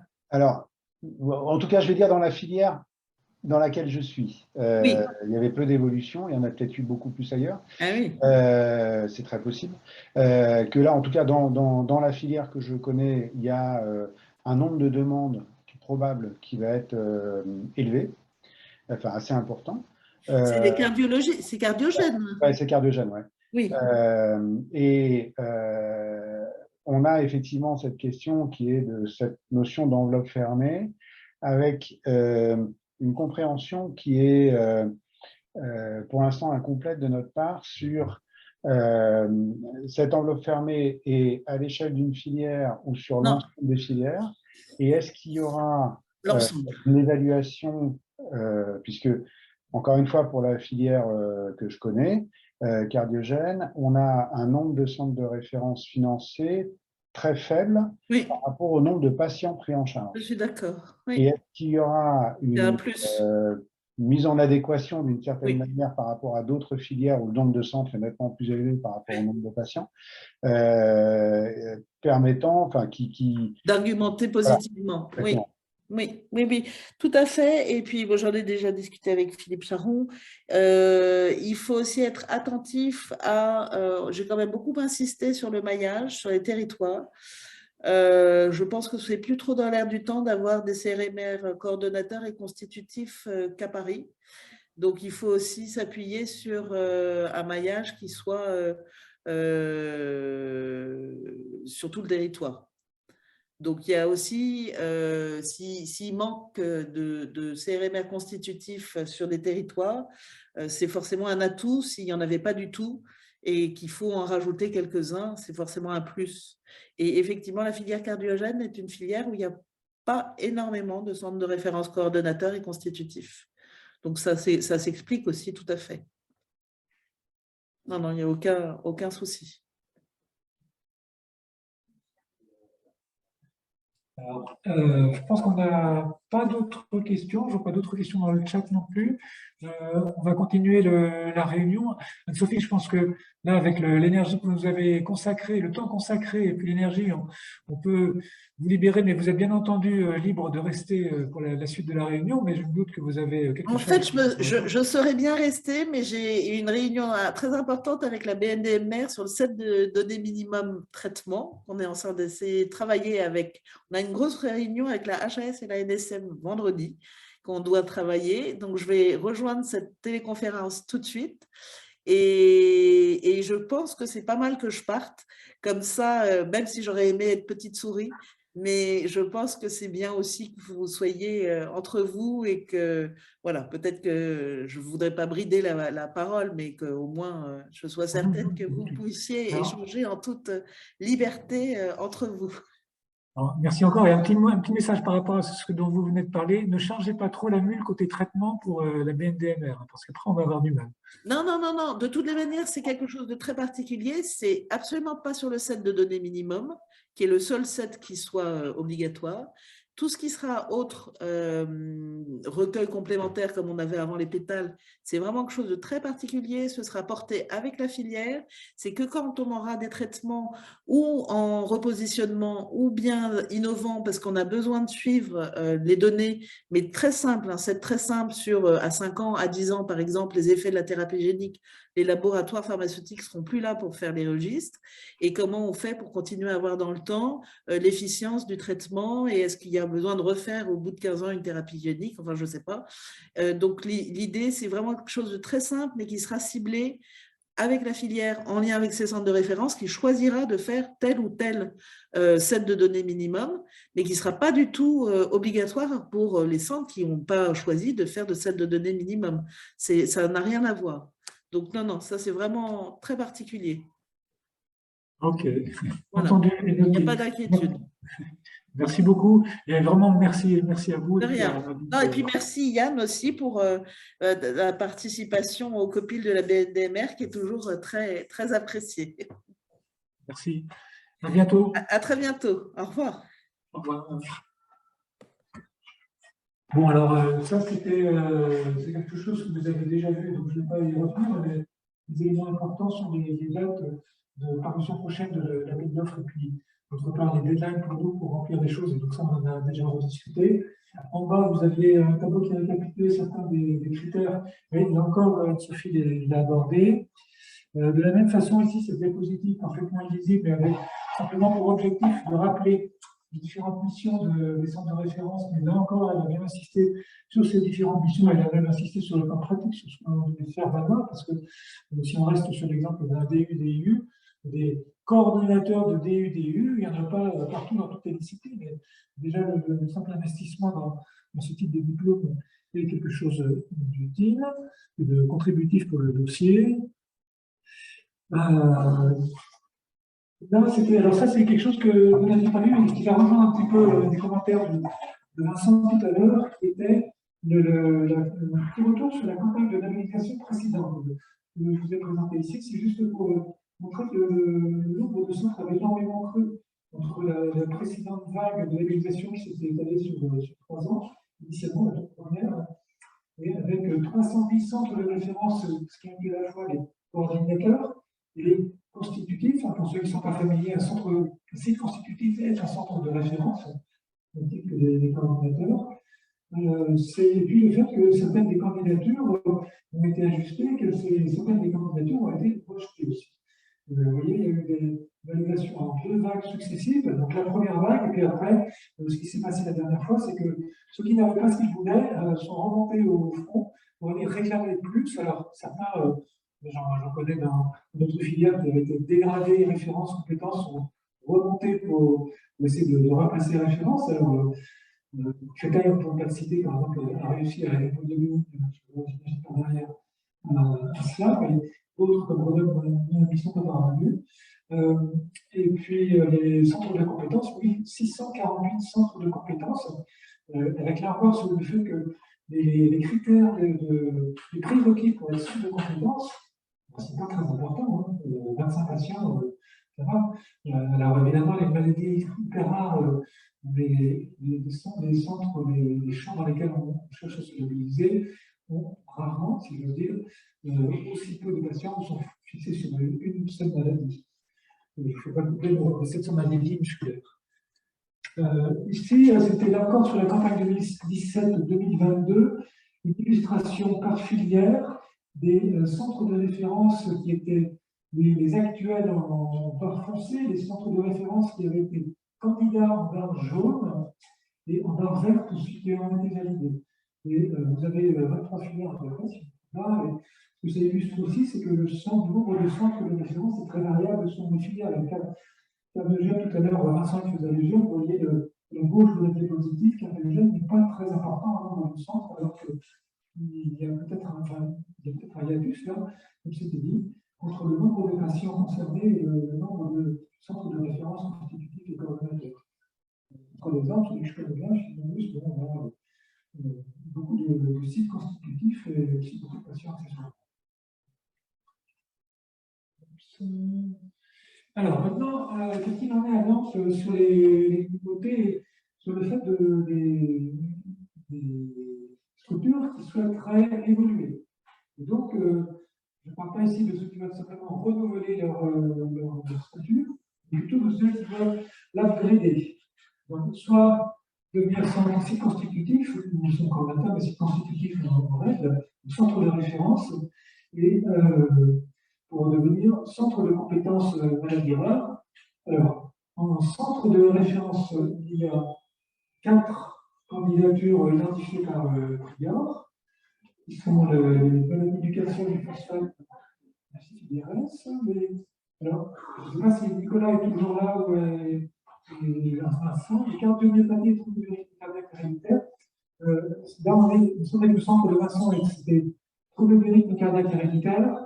Nicolas, ce que tu portes, si tu m'entends, c'est bien sur les cardiomyopathie ou c'est l'ensemble tel que figure ici? Oui, bonjour Yann. Ouais, non, une précision, c'est le projet, c'est de devenir centre de référence constitutif des cardiomyopathies, dont le coordonnateur est Philippe Charon à Paris. D'accord. Donc actuellement, vous êtes centre de compétences pour les cardiomyopathies, c'est ça? On ne sera pas centre constitutif de Vincent. Oui. Je ne sais pas s'il est toujours là. Mais et tout ça, c'est en concertation avec la filière. Hein. On candidate comme centre constitutif du centre de cardiomyopathie à Paris. D'accord, et donc c'est pas le trouble du rythme cardiaque, ça c'est Le centre de Vincent ne change pas. D'accord, ça marche. Cardiopathie congénitale, cardiogène également. Sandra pour les déficiences intellectuelles de cause rare. Et alors la petite ligne qui devrait être en dessous d'ailleurs. On a mis un truc à sauter là, mais en fait, centre de compétences, il y avait deux jours sur c'est bien CRC qu'on voit. Oui, donc c'est CRC, mais centre de compétences, mais en fait, il y avait sur la diapositive, il y avait pas les noms dessous là. Et Dr. Perrin. Donc il y avait centre de compétences pour la lutte du bain, pour la SLA, avec Daniel Claroutot-Bretonnière, c'est les filiales scientifiques là, et également Arnaud pour les épilepsies rares, la sclérose de notre chronologie chez nous. Et alors là, justement. On était centre de compétences difficiles constitutifs. Très bien. Et donc ça, donc là c'est parce que avec les camarades de Prior, c'est le travail qui a été fait, était d'essayer d'identifier au sein du CHU tous ceux qui voulaient justement aller vers un plus, de façon à pouvoir éventuellement les aider dans la constitution du dossier.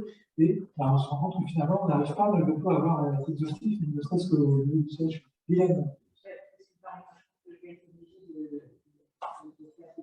On est centre de compétences maladie rattaché à 400 de référence, parce qu'on ne reste pas sur les mêmes choses, c'est particulier, donc ça on ne pourra pas continuer à faire la même chose. Même si je pense que la vie est très unitaire, pour les individuels et Strasbourg, pour les comment on travaille. Et dans ce cas-là, j'ai envie de faire un mot qui n'est pas logique de rester en centre de référence rattaché avec un des centres. Les centres auxquels tu fais allusion, là, c'est sur une filière unique. Oui. Et chaque centre a donc une sur-spécialité en ophtalmo. Ouais. Et vous êtes actuellement centre de compétences, rattaché pour chacune des 4 valences. Les mêmes maladies cliniciennes, en fait, on est rattaché un peu avec chacun. Ça s'est passé comme ça la dernière fois. Et là, j'ai vu les responsables de la filière canadienne. Donc, il faudrait probablement changer. Ce que je n'avais pas imaginé, donc, entre ma discussion avec le samedi et aujourd'hui, je ne peux pas rester ensemble avec les gens.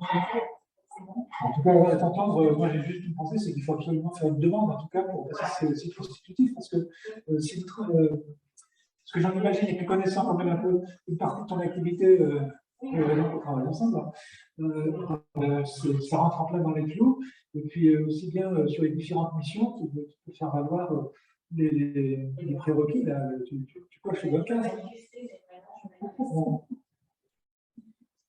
On sent dans l'équipe avoir quand même une grosse motivation. On se sent légitime à devenir centre constitutif. Parce que vous avez compris, c'est notamment plus coopté par le Centre national de. Ah oui. Alors, quand on fait remonter une envie de grossir, on sent qu'on a besoin de moyens complémentaires. Ah oui, oui. C'est pas permis qu'il faut faire remonter. Ah non, c'est aussi l'étudier. Nous, on est décisionnaires de rien du tout. Nous, on est là pour aider dans la mesure du possible. L'information, une des informations très importantes, et ça a déjà été souligné par Sophie tout à l'heure, c'est l'importance du rôle des filières, qui n'existait pas antérieurement. En fait, ces filières n'étaient pas créées aux législations précédentes. Donc, il n'y avait pas ce circuit-là. Et là, le rôle des filières est très important. Et elle a dit à Sophie, une candidature qui ne serait pas soutenue par la filière, elle part vraiment. Elle a quasiment dit comme ça. Et donc, l'élément important, c'est ce que tu as déjà fait, Dilette, c'est-à-dire de prendre contact avec les responsables des autres centres, des centres de référence auxquels vous êtes rattachés, et puis surtout les responsables de la filière. Mais de toute façon, on fait tous pareil. Je pense que tout le monde se connaît. Hein, chacun de nous, on se connaît les uns les autres, puis pareil. Et donc, c'est surtout ça qui compte. Personnellement, sur les maladies, on a été interrogé par les filières sondées, en tout cas, sur le sentiment de vision qu'on avait, donc on a fait remonter qu'on méritait un peu plus que de la centre de compétences, d'autres périphériques, de taille parce que tout le monde a cette taille, et sur une antenne, je peux mettre en style, on peut voir un centre malade et on est systémique et voir le critère pour le centre de compétences que nous. Et alors, du coup, quel retour tu as de la filière CFL2C? Oui, pour l'instant, c'est. Excusez-moi, Marc Trotser à l'appareil. On ne comprend rien du tout à distance à vos discussions. Alors, je ne sais pas comment on peut améliorer le truc, mais on n'arrive pas du tout à suivre à distance les discussions que vous avez. Je suis désolé. En fait, vous ne l'avez pas vu, mais nous, on a eu des soucis de connexion au début de l'intervention de Sophie Lapointe. On a été obligé de passer sur un portable avec un micro qui était posé sur le haut-parleur du portable. Donc, c'est vrai, désolé, mais on ne comprend rien du tout aux questions. Puis en plus, on entend les réponses, mais on ne comprend pas du tout. Désolé. Voilà, c'était Christian Lagarde qui mentionnait le fait que ça me démangeait aussi de passer ça en site constitutif. On discutait des interactions avec la filière principalement. Juste avant, il y avait l'intervention de Mylène Humer sur le côté ophtalmo et le fait qu'étant centre de compétences, mais relié, connecté à 4 sites constitutifs ou coordonnateurs dans 4 domaines de surspécialités différentes de l'ophtalmologie, c'était pareil, ça m'a démangé aussi. OK, merci. Alors, même au-delà de la filière, c'est même un réseau. Moi, je suis en TEPCO, en Aura, et nous, la discussion, c'est qu'à niveau de Aura, mais pas au niveau de la filière TEPCO. Donc, c'est vraiment aussi une dimension réseau au sein d'une même filière. Que nous aussi, dans les centres de compétences avant, on aurait pu, à un moment donné, on a pensé postuler pour un constitutif. Et donc, la filière, en tout cas, nous a dit, bon, il y en a 2 autres qui voudraient passer constitutif, donc ça ne sera peut-être pas le moment d'en demander trop, parce qu'après, on ne va pas pouvoir partager le gâteau. Voilà, on revient à dire sur sur la partie par variable. Et puis, bon, moi, on m'a dit, bon, comme tu n'as pas encore développé le TP, au niveau de la recherche, c'est plutôt de la recherche, moi, je suis en SHS, mais pas sur les maladies rares. Ils m'ont dit, oui, tu as la pile active, mais on s'en sera la prochaine fois. Donc, c'est vraiment même au niveau du réseau, ça joue. Pas au niveau de la filière, en tout cas chez moi. Alors, de mon point de vue, il ne faut pas qu'on se freine sur le côté de dire bah oui, mais le gâteau va être petit à partager. Ça, ça serait peut-être notre problème, mais ça ne doit pas nous freiner pour des candidatures, pour faire des candidatures. Oui, mais la balle dessus, mais ce n'est pas à nous de se freiner par rapport à ça. Question? En tout cas, il n'est pas trop tard pour poursuivre ces discussions, faire remonter les services. Et effectivement, donc là c'est très bien, on avait prévu initialement en mars, mais avec le report de l'appel d'offres, on a décalé pour avoir un petit peu plus de temps. Et là, l'autre message que souligne Christian, donc là, je redis la même chose au cas où tout ce qu'on a passé, mais c'est qu'il n'y a aucun retard dans les candidatures. Et donc, vous tous qui pouvez avoir eu des idées, mais qui vous êtes un peu freinés, ou vous dites, bah là maintenant, de toute façon, j'ai posé une le coche n'est pas passé, vous avez encore le loisir de réfléchir à vos dossiers, d'interagir avec les personnes en charge dans les filières, dans vos filières respectives, et puis éventuellement de monter les dossiers.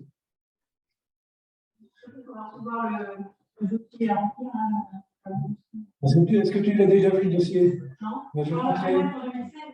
Je vais te montrer juste le près à quoi ça ressemble.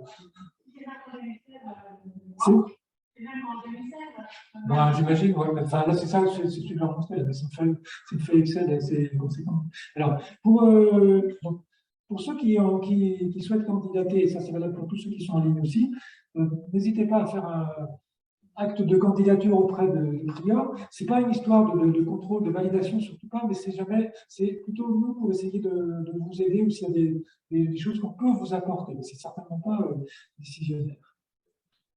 Yann, si tu veux bien, j'avais juste une précision moi, à apporter parce qu'il y a une petite erreur sur la diapo pour le centre de référence cardiomyopathie et troubles du rythme cardiaque héréditaire.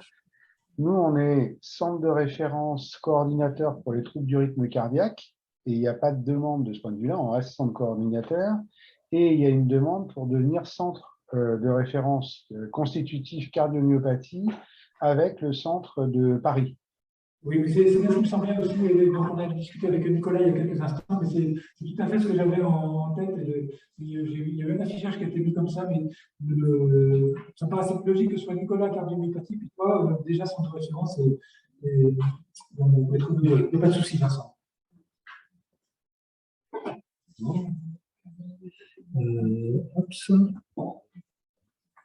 Alors, avant Prior, un petit mot sur Prior. Oui, Prior, on peut vous accompagner là, dans ce projet de labellisation. On a déjà depuis, je sais pas si on a déjà depuis plusieurs mois apporté un appui sur le rattrapage Bambara parce qu'il y a quand même un enjeu assez essentiel pour candidater, de pouvoir rentrer les données Bambara pour le centre de compétences déjà labellisé qui souhaitent être dans l'ensemble de référence. Et donc, on peut apporter un appui là-dessus, on le fait déjà depuis plusieurs mois. Et puis, voilà, ce complément de conseils, d'informations, de mise en lien avec certaines filières de santé de la Madeira aussi besoin. Et l'objectif aussi, c'est de pouvoir centraliser à un niveau régional, finalement, l'ensemble des candidatures pour jouer un rôle d'interface avec les directions aussi et les fonctions support du CHU qui sont impliquées dans les actes de candidature. On aura certainement un rôle aussi à jouer pour recueillir les signatures. C'est toujours un peu la course dans des dépôts du dossier où il faut recueillir les signatures de tous les responsables médicaux et les directeurs référents. Donc, on a mis aussi sur le site internet de Prior un onglet dédié où on retrouve les informations transmises par Sophie Neufman et également les données de fac. Donc voilà, ce diapo, on communiquera avec celui d'Anne-Sophie et puis il ne faut pas hésiter à revenir vers nous pour qu'on puisse vous accompagner un peu au cas par cas en fonction de votre situation, notamment sur la Juste en complément pour dire ce que Prior avait évolué depuis l'année dernière avec la plateforme d'expertise maladie rare dont tu as fait mention, Sophie, tout à l'heure. Et puis, deuxièmement, c'est surtout, n'hésitez pas à aller voir le site de Prior, parce que là, il a été remis à jour, et puis alors, il est top. Maintenant, je suis sûr que vous trouverez des informations qui vous seront utiles. N'hésitez pas. Oui.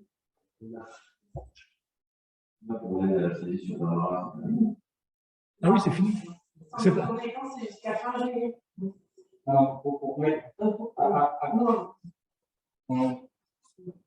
on a fait le moyen, on a mutualisé là, on a un 0,5 mutualisé sur un région. Donc après, c'est à voir au cas par cas, en fonction des situations, ce que l'on peut aider. L'objectif, c'est quand même d'accompagner en priorité les centres de compétences qui souhaitent être upgradés, parce que c'est quand même un critère essentiel, il faut en faire assez peu. Donc, l'objectif, la priorité, on est dessus. Sur les centres de compétences qui souhaitent garder cette réalisation, il faut atteindre 25 patients en file active. Ce n'est pas non plus énorme, même si l'objectif chez Bamara, après, c'est d'avoir dessus une assise la plus exhaustive possible, mais pour les enjeux de labellisation, jusqu'à fin juillet, on a cette deadline, surtout pour les centres de compétences qui souhaitent être demandés, que l'activité 2021 ou le début d'activité 2022 soit renseignée comme donc, on va mettre une priorité là-dessus, mais avec nos temps dédiés, et si besoin, si on identifie un besoin énorme, on ira voir aussi la direction pour essayer, au cas par cas, d'essayer de vous accompagner sur ce sujet-là. Mais après, ce suivi, il s'arrêtera au niveau de prière, parce qu'on a vocation à réaliser la saisie à distance avec les moyens actuels. Peut-être qu'on peut essayer de Prior va remplir Bamara à votre place. Ce n'est pas le but du jeu. C'est un coup d'aide ponctuel, ce n'est pas de le faire à long terme. Après, c'est à nous, d'une façon ou d'une autre, de le faire, de remplir Bamara. Et ça va être important puisque la part variable sera basée sur Bamara. Jusqu'à maintenant, Pyramide, qu'on remplissait tous les étés, là, juin, août, entre juin et août, Pyramide qu'on remplissait, c'était sur un mode purement déclaratif et la DGOS n'avait pas allé vérifier du tout ce qui se passait. Par contre, je sais très bien que maintenant, ils ont comparé les données de Bamara avec les données de Pyramide et ils ont trouvé des écarts très importants. Alors, il y a eu des écarts dans le sens où des gens qui avaient un peu sous-estimé peut-être leur file active. Bon, ils étaient modestes, mais il y en a eu d'autres aussi qui avaient franchement surestimé et qui vont se faire taper d'une certaine façon sur les doigts d'un point de vue financier. Ceux-là, il y en a qui ont été identifiés. Et puis, alors, juste... Bon, c'est un retour d'expérience. En fait, c'était juste, mais là, ça rejoint le commentaire. Donc, c'est la demande précédente qu'on avait faite. Et ce que je voulais souligner, c'est en montrant ça, c'était ce dossier, il n'est pas compliqué, c'est une page Excel, quelque part. C'est juste une page Excel, mais c'est une page Excel qui est un peu longue à remplir avec un listing de tous les projets, un listing des publications, des activités, des DU, des enseignements, des communications. Ça prend un temps fou. Et là, je suis sur la dernière ligne. C'est juste pour vous souligner ça, c'est le côté 1284 lignes. Donc, c'est juste une page Excel. C'est comme ça que c'était présenté la dernière fois. J'imagine que ça sera probablement très proche cette fois-ci aussi. Hein. Mais ça prend un certain temps à remplir. Donc, pour ceux qui remplissent déjà Pyramide ou autre, il y a des choses qui peuvent être mutualisées, mais malgré tout, ça prend quand même un certain temps. Et puis là encore, il y avait le côté Finamus, nous, c'était la filière qui doit donner son aval et son avis et son aval, en l'occurrence, c'est important. Et puis ces dernières diapositives, c'était simplement pour juste comme ça illustrer le fait que c'est pas parce qu'on demande qu'on a, et que quelquefois la réorganisation des centres ne se fait pas, la labellisation ne se fait pas telle qu'on l'a imaginé. L'exemple que je prends là avec le neuromusculaire, on avait avant 2016, il y avait entre 12 et 15 centres de référence lesquels, et on avait prévu une réorganisation, par exemple à l'ouest, Loire-Bretagne avec Brest en gênant en centre de référence constitutif. Et en fait, au niveau neuromusculaire, où il y avait 15 centres de référence, la précédente labellisation s'est traduite par un jury de la DGOS qui a décidé qu'il n'y a plus que 3 centres de référence. Paris Nord-Est, PACA Rhône-Alpes et Atlantique-Occitanie-Caraïbes, AOC, nous en l'occurrence à l'intérieur. C'est pour souligner le fait que même avec l'avis positif de la filière, après on peut avoir encore des surprises.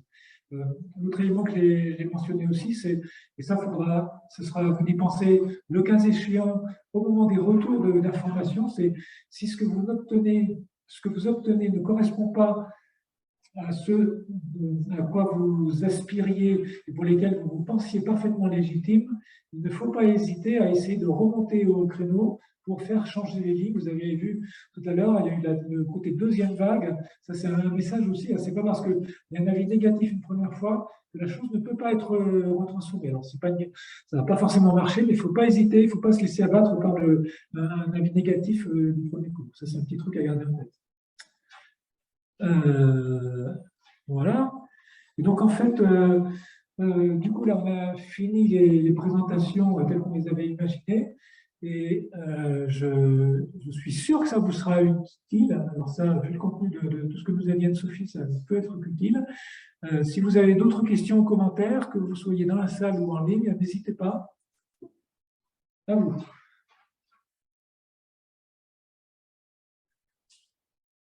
Non?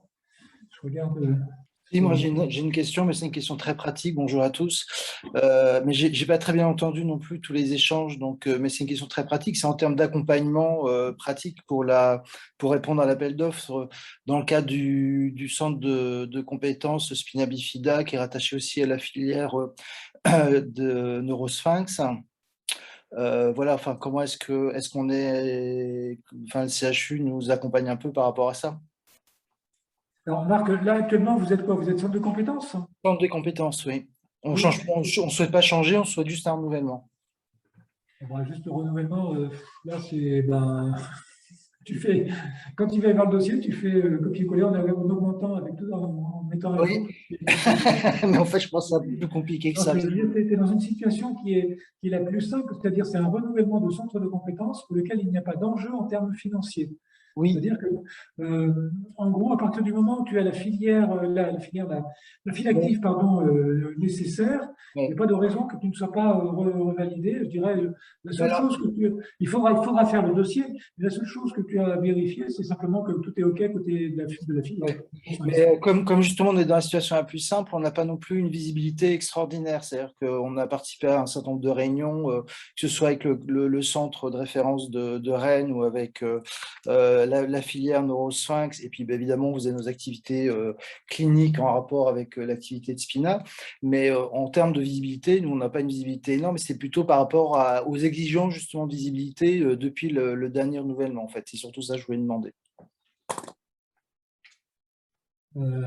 Qu'est-ce que tu entends par exigence? Le remplissage des bases de données, la rentrée, parce que nous, notre activité de Spina, elle rentre globalement dans l'activité globale des lésés médulaires, et donc on doit la sortir de cette activité-là, mais on ne l'a pas fait forcément sortir très précise au fur et à mesure qu'elle a été faite.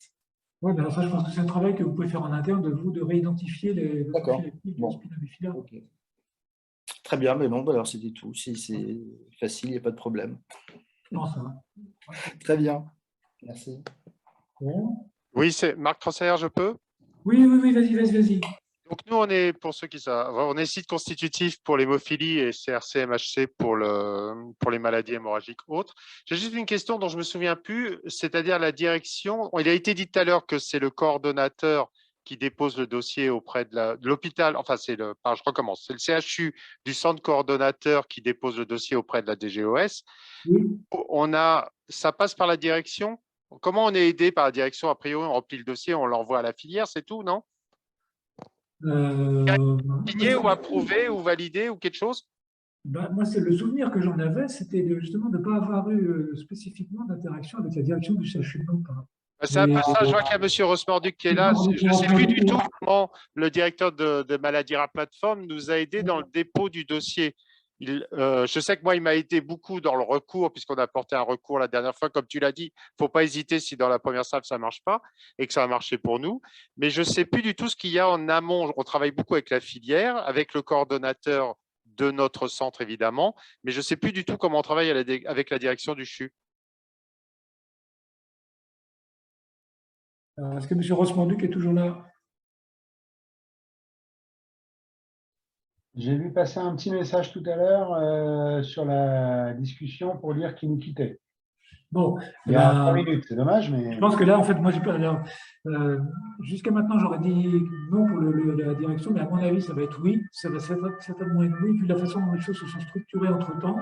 Et donc, il y aura forcément une information. Mais là, du coup, par rapport au dossier, c'est pour ça aussi que pour nous, c'est important d'identifier ceux qui vont porter des projets ou des nouveaux projets. On fera recirculer l'information très en amont de la chose pour qu'il n'y ait pas de loupé par rapport à ça et par rapport à une éventuelle soumission, validation à la direction du CHU de Nantes, indépendamment de la direction des CHU, des centres coordonnateurs de maladies rares. Ok, bon, on a à peu près le même souvenir, alors merci. Bon. Pas d'autres questions? Oui, moi, je suis Alice Garnier, je suis un des médecins d'hémato. Nous, pour l'instant, on est stand de rien du tout. Donc, je suis un petit peu toute nouvelle là-dedans, je découvre les choses et c'est vrai que concrètement, j'ai du mal à voir quelles vont être mes prochaines étapes pour être centre, enfin, ce qu'on demande, c'est d'être centre de compétences dans les aplasies médulaires. J'ai déjà rempli tout un tas de choses justement sur le nombre de patients, la file active là, et que j'ai envoyé à la filière Marie. Et donc après, les prochaines étapes, j'ai du mal à saisir en fait ce que je vais devoir faire.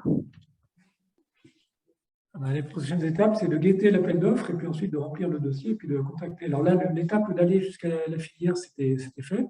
Les aplasies médulaires, c'est une maladie rare? Oui, c'est considéré, oui.